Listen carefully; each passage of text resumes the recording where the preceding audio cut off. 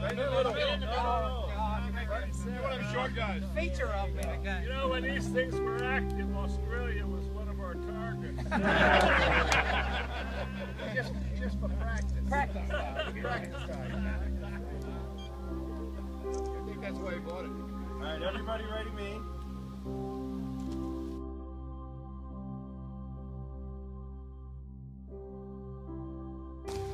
So, if you were in Plattsburgh and you're coming out here to do a job, the controller would telephone us and say, "What's your name again?" Robin. Sergeant Robin's coming out to do a video, and she'll be out between 3 o'clock and 3:30. And your access code is Bravo Charlie Delta. For you to get in here, to prove that you are you, that Robin's Robin, would ask you, to identify yourself. What's your access code? Bravo Charlie Delta. Just don't slip. It's a little.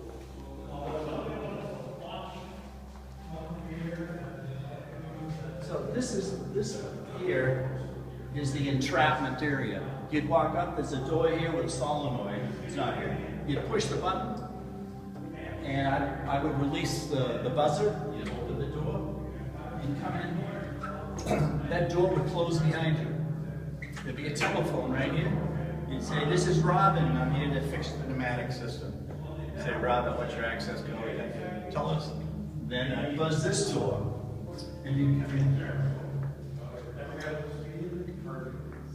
This is the atmosphere missile designed to withstand anything that direct hits. So these are called blast doors. They're really heavy. You come in here, you would open one of them.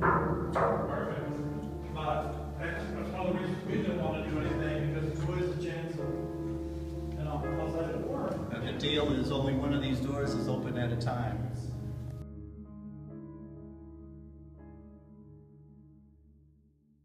Fantastic. Where are we going? Yeah.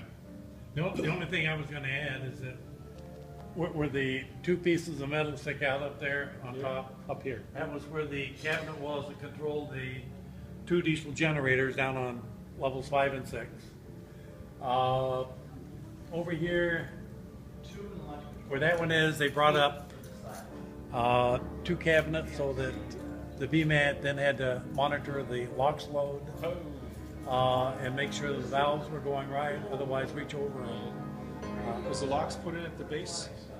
Right up here. Yeah, it was at the base? No, you'd have to have a long hose, and that's Yeah, really. when you load 23,000 gallons in 5 minutes. Right. You need like a 15-inch opening, Right. and It was a coupling though, wasn't it? no, Oh, was it? Okay. no, it came into down locks. There was a coupling, but nothing manual. I see. It just sat there. Right. Okay. Pressure? And pressure. Okay. Once Yeah, got it. liquid oxygen started flowing. Right. Sure. Cool. Cool beans. Yeah. I wish I could take you down and show you the tanks. One of the things that we discovered, we had 3 helium tanks, which is backup on the hydraulics and things Sure. like that. Yep. And also on the, pressure tank on the missile itself, where we had to have 6,000 PSI for gambling the engines. Okay. Uh, To move the engines back and forth. yeah. If you saw a missile launch, even to this day, if you watch Kate Kennedy or something, the first event is called, the first event is roll. You used to watch it, so it comes up, it's going to roll to the azimuth, to downrange azimuth. Second event, pitch over. Once it gets lined up, then it will tilt and go downrange. So, And the reason it rolls, the whole roll sequence is because most of us don't realize it, but the Earth is traveling to the east about 300 miles an hour here. So when that missile takes off, it's being thrown at 300 miles an hour to the east. And while it's going over there, the target on the other side of the world is also moving to the east. So the roll sequence is saying, well, you're there and your target's going to be over here, so it rolls that far and then shoots towards it. Coriolis effect. Yeah. There There it is. These missiles had no abort recall. Once it went 1 inch Yeah, up in once the it's air, gone, it's goodbye. gone. Yeah. And, I'd like to go in and spend a day at the school and explain this stuff. Nobody wants to hear us. Well, we have. I asked my grandson, I said, "Oh, wow." Yeah. Well, we have a medium for that now, we hope, with the museum. It's like the, Engines on the missile were made by Rocketdyne.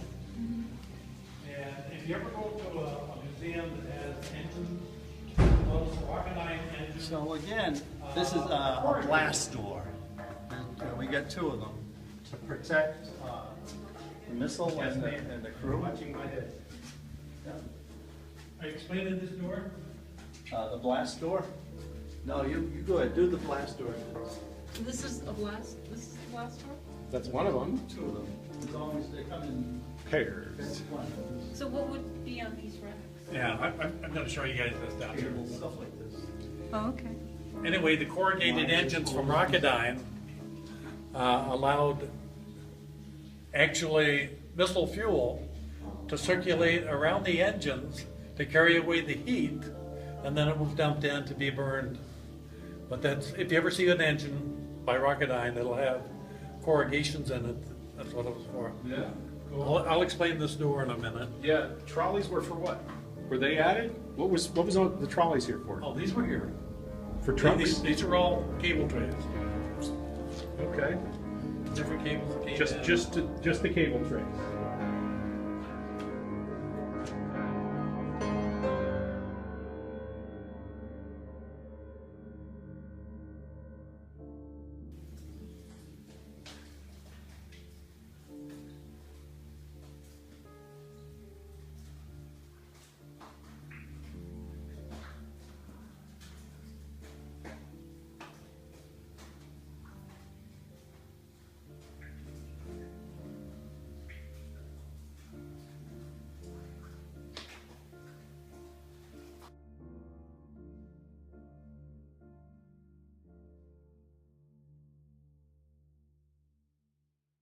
Yeah, that bracket there, and they're all on all 4 walls, because this entire device, this is the crib. This crib here is suspended, and it's suspended by buffers and springs, so that in the event of a nuclear blast, the ground could shake and twist, and the elevator, was a big elevator coming out of here. The elevator come up right up to the top. And it held the missile. That's right. You would go here. There was normally a wall right here. It was like a wire screen mesh wall, and if you opened the door, you literally could see the missile right there. And to work on the missile, we would drop a platform down, and we would go out there, and you could open up a pod on the side of the missile if you had to change a guidance track or something like that. I had no idea it was this big. Oh, it's nothing. If you look, well, I'm a little claustrophobic. There's 8 levels. And I'm just imagining being down there. So this is level 2? 2. Wow. What you have, see, this is level 2, right about over here, over in this area. That was what they call the motor control center, and that's where all the controls for all the various pumps and motors were controlled there. The next floor above that, level 1, was where there were logic racks, and the huge motor, it was big enough to pick up that elevator, the launch control elevator, and send the missile up.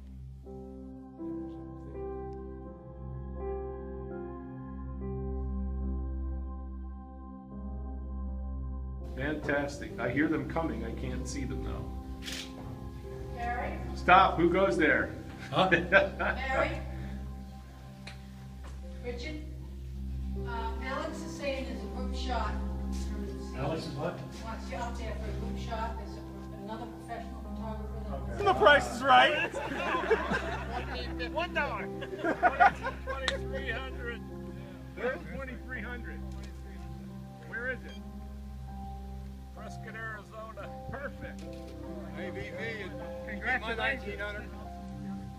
I think Alex has you all beat though. And SAC wants you out there right this minute because the missile silo is off EVO. It's off EVO because of this. On the doors opening up, and they said it's a problem. You need it out there. So the other engineer and myself, we rushed out to the site. And there's all these kernels right there. Well, the most stressful time would be what we call the ORIs, the Operational Readiness Inspections.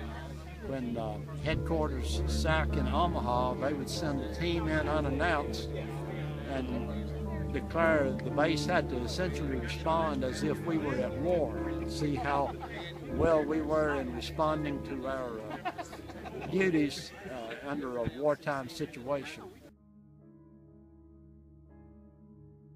My name is Bob Cowan. I'm from Miami. When I was in the 556, I was a EPPT, which is Electrical Power Production Technician, and my job was to keep the diesels running in the site. We had 2 diesel engines that powered the site, ran one at a time unless we were going through a simulation of a launch, and then we would parallel the 2, and they alternated back and forth so they ended up even hours. I was part of a 5-man crew. Our crew number was 54, so how ironic is that? We were here.